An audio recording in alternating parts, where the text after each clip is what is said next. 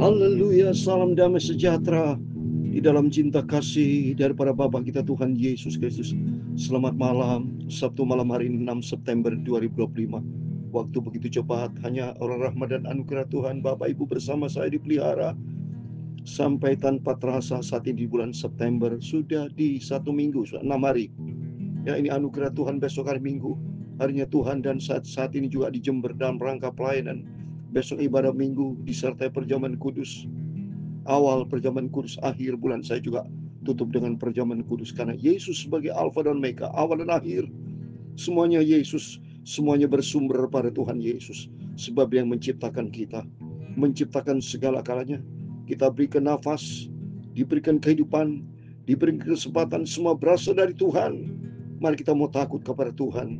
Mata kita tertuju hanya kepada Yesus yang membawa iman kita kepada kesempurnaan. Saya Pastor Yakub Rahmat akan menyanyikan pujian ini.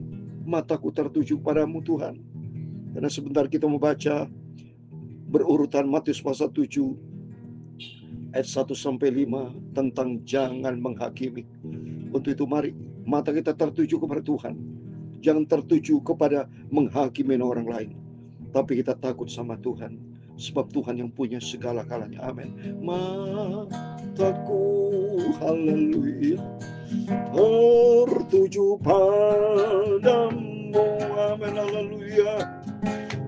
Segenap hidupku, amin, haleluya, ku serahkan padamu.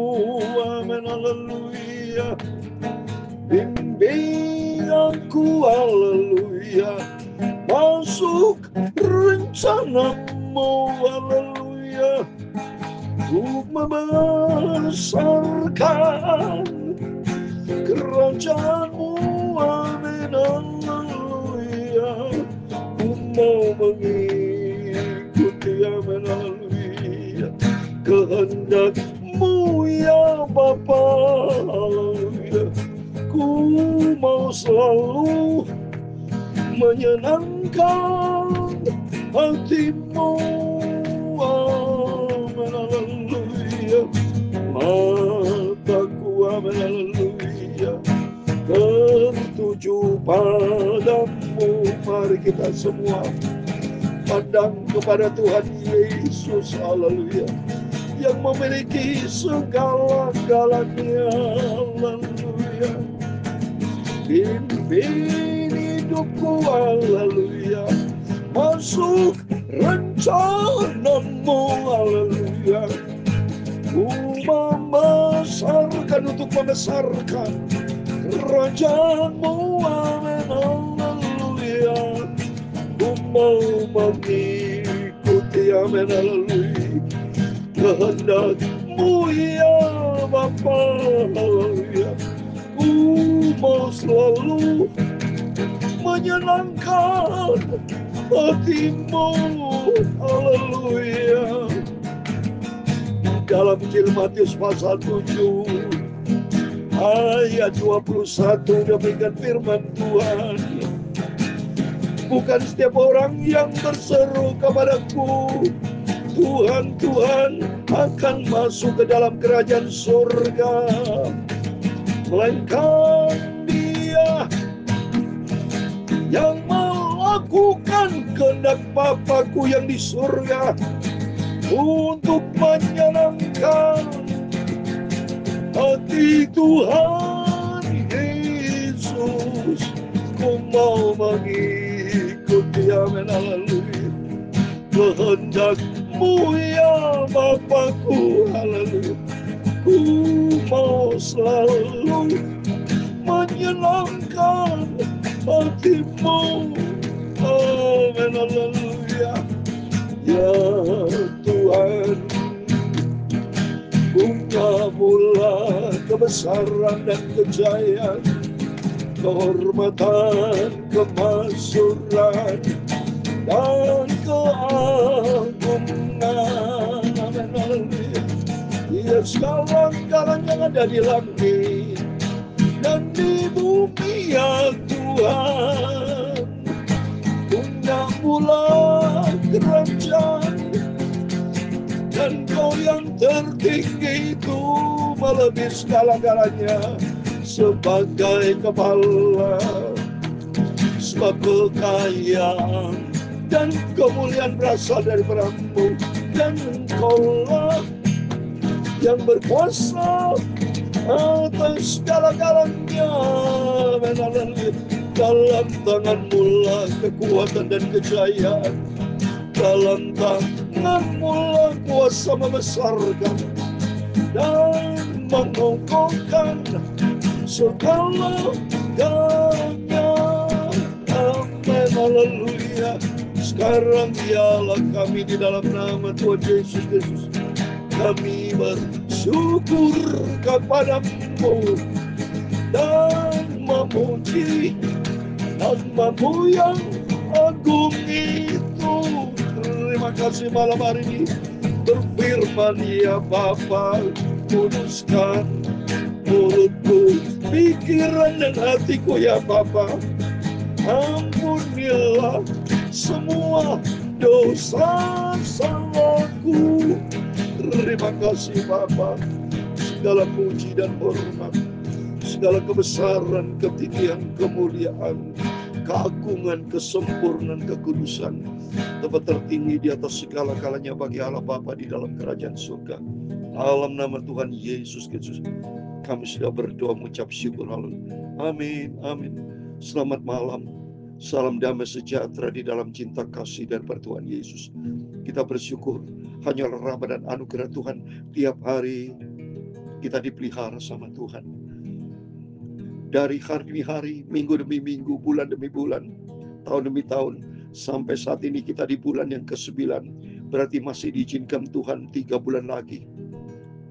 Kita memasuki bulan yang terakhir, bulan Desember. Setelah itu kita memasuki tahun yang baru.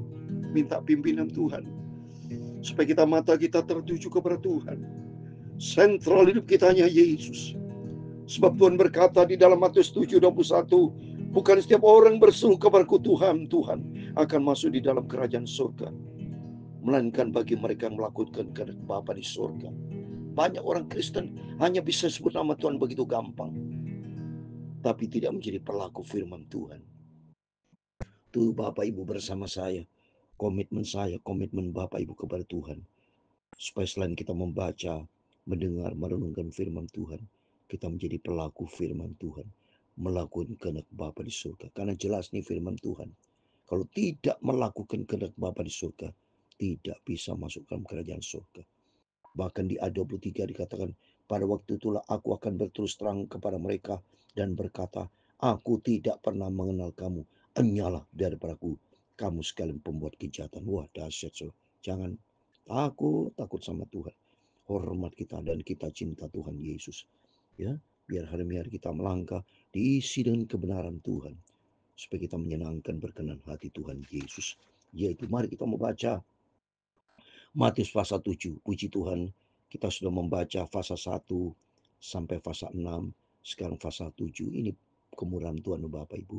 Kita disertai berarti diperkenan sama Tuhan, diizinkan Tuhan membaca Alkitab, supaya hari-hari kita diproses untuk kita dibentuk sama Tuhan, supaya karakter kualitas hidup kita menjadi serupa dengan Tuhan Yesus. Bayangkan apabila seorang belum hidup baru, ya, tahu-tahu di tengah jalan mereka meninggal, Tuhan sudah panggil, belum hidup baru, berarti menggunakan hidup lama. Bagaimana saudara? Ya, jadi dia tidak masuk di dalam kerajaan surga. Karena kalau tidak ciptaan baru, tidak bisa saudara. Ya, itu firman Allah, baca di Yohanes pasal 3 waktu bicara dengan Nikodemus. Kalau kamu tidak dilahirkan dari air dan roh, tidak hidup baru, tidak bisa masuk kerajaan surga. Karena di dalam Wahyu 21, di surga itu adalah bumi yang baru, langit yang baru. Bumi yang lama, langit yang lama tidak ada. Artinya kehidupan yang lama. Kehidupan yang lama kita kan kehidupan daging. Suka marah, suka menghakimi. Seperti firman Tuhan, mari kita mau baca ya. Matius pasal 7. Jangan kamu menghakimi supaya kamu tidak dihakimi. Ini langsung Tuhan berkata, jangan kamu menghakimi. Karena seringkali manusia begitu gampang menuduh orang. Begitu gampang menghakimi. Tanpa tahu keadaan yang sebenarnya. Banyak mereka menghakimi. Ya, itulah manusia. Lebih senang memprovokasi perkara yang jelek daripada kebenaran. Itulah dunia, gaya iblis. Ya, selalu dengan kata-kata, ya, menghakimi, menjelekkan orang, memprovokasi orang, memfitnah orang. Tidak boleh, saudara. Mari kita menjadi orang Kristen-Kristen yang benar di hadapan Tuhan. Kata firman Tuhan, jangan menghakimi, jangan menjadi hakim. Suatu hari kelak kita juga akan dihakimi. So, takut sama Tuhan. Ya, oleh itu mari kita dengan sikap yang rendah hati, lebih bagus kita rendah hati, serahkan kepada Tuhan. Kalau saudara melihat ada orang pencuri misalnya, ya memang dia pencuri, tapi sudah kita bawa di dalam doa. Ya, pencuri, apalagi nah kalau itu memang pencuri, sudah terbukti mencuri. Pengertian hakim ini yang tidak jelas, saudara. Ya, jadi artinya orang itu tidak mencuri, sudah nuduh mencuri, sudah menghakimi. Ya, ada orang nggak berbuat sama kita, sebetulnya tidak berbuat salah, tapi sudah nuduh berbuat salah. Ya, jadi seringkali kita melakukan penghakiman kepada orang. Ya, jangan kita takut sama Tuhan. Lebih bagus kita sikap rendah hati, ya, hidup berdamai dengan setiap orang. Jangan main hakim sendiri, jangan memfitnah, memprovokasi orang, adu domba. Jangan. Tapi mari kita mau standarnya firman Tuhan, takut sama Tuhan. Terus berikutnya, karena dengan penghakiman yang kamu pakai untuk menghakimi, kamu akan dihakimi, dan ukuran yang kamu pakai untuk mengukur akan diukur kepadamu. Mari kita takut sama Tuhan, ya. Senantiasa kita mau landaskan firman Tuhan. Tidak boleh menghakimi, tapi lebih bagus kita mengasihi, ya. Ayat ketiga, mengapakah engkau melihat selumbar di mata saudaramu, sedangkan balok di dalam matamu tidak engkau kenali. Gampang orang melihat kesalahan orang. Orang kalau udah salah, wow, dihakimi. Padahal diri kita banyak salah kita nih. Kita belum sempurna, ya. Main telunjuk, ya. Telunjuk 4 jari, 3 jari, 4 jari menuju kepada kita. Orang nunjuk tangan kepada orang lain pakai jari telunjuk. Sudah menyalahkan orang, menghakimi orang dengan satu telunjuk, sedangkan 3 masuk ke dalam, ya. Jadi artinya semua lebih banyak menuju kepada kita. Kita jujur, kita banyak salah. Tapi makin pentingnya kita nih dididik dengan firman Tuhan, diajar dengan firman Tuhan, supaya kita makin hari makin hidup berkenan sama Tuhan. Ya, jadi jelas tidak boleh menghakimi. Ayat yang keempat, bagaimana engkau dapat berkata kepada saudaramu, biar aku mengeluarkan selumbar itu dari matamu, padahal ada balok di dalam matamu. Ya, ngungkit kesalahan orang padahal kita banyak salah. Ya, oleh itu mari takut sama Tuhan. Hai orang munafik, keluarkan dahulu balok dari matamu, maka engkau akan melihat dengan jelas untuk mengeluarkan selumbar itu dari mata saudara. Menjadi jelas kita yang ngakui segala dosa kesalahan kita di depan Tuhan. Ya, untuk itu mari kita mau rendah hati. Jadi intinya mari jangan menghakimi orang, jangan melihat kesalahan-kesalahan orang. Lebih bagus kita diri kita sendiri, ya, kontrol, kendalikan diri kita. Bagaimana caranya kita mau hidup berkenan sama Tuhan, ya. Mata kita tertuju kepada Tuhan seperti di dalam Ibrani pasal 12 ayat 2, ya. Ini menjadi pegangan kita bersama. Mata kita tertuju kepada Yesus, takut kita kepada Tuhan, ya. Karena suatu hari kelak kita di dunia ini yang sekali hidup manusia seperti uap, ya. Kita takut sama Tuhan. Ibrani 12 ayat 2. Marilah kita melakukan ini dengan mata yang tertuju kepada Yesus, yang memimpin kita dalam iman dan yang membawa iman kita kepada kesempurnaan, yang dengan mengabaikan keinginan tekun pikul salib, ganti sukacita yang disediakan bagi Dia yang sekarang duduk di sebelah kanan tahta Allah. Jadi jelas mari kita melakukannya. Mata kita hanya tertuju kepada Yesus. Jangan lihat kesalahan orang, jangan menghakimi orang, jangan memfitnah orang, jangan korek-korek kesalahan orang. Sedangkan diri kita banyak salah. Lebih bagus banyak kita koreksi diri. Kita minta ampun sama Tuhan dan mata kita tertuju kepada Yesus yang membawa iman kita kepada kesempurnaan, supaya senantiasa kita hidup di dalam perkenanan Tuhan. Carilah perkara-perkara di atas. Carilah selalu perkenanan Tuhan, supaya hidup kita layak berkenan sama Tuhan. Tuhan memberkati kita semua. Mari kita senantiasa berdoa buat Indonesia, supaya senantiasa hidup di dalam kedamaian. Bapak Ibu hidup di dalam damai sejahtera, penuh dengan sukacita, hidup yang diberkati sama Tuhan. Amin.